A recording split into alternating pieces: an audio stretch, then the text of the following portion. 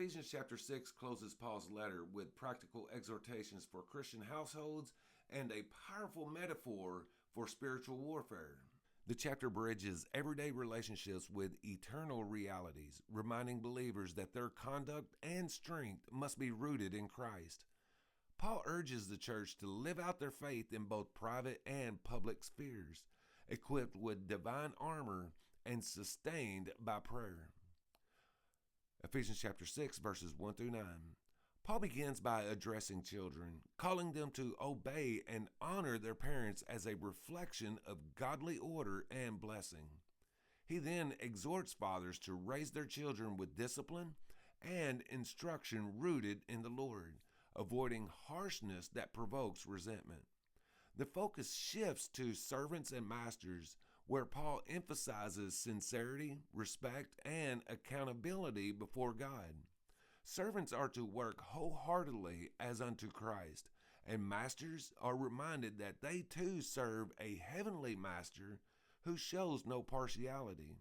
This section underscores that Christian behavior must reflect Christ's character regardless of social roles. Ephesians chapter 6, verses 10 through 18. Paul transitions to a stirring call for spiritual vigilance. Believers are reminded that their true battle is not against flesh and blood, but against spiritual forces of evil.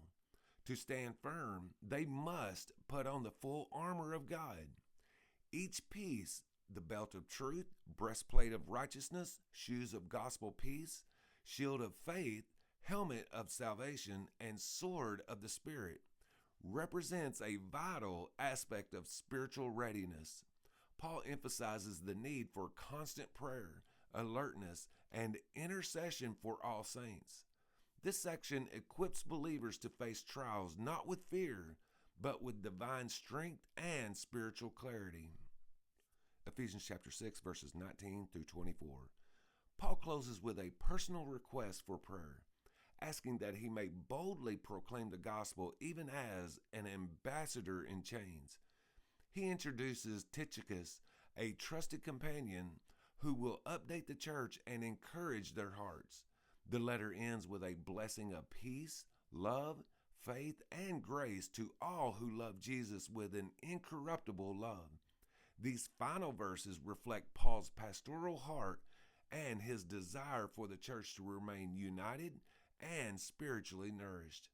Hey, thank you for listening. Consider liking and following. I upload a chapter summary of the New Testament each weekday,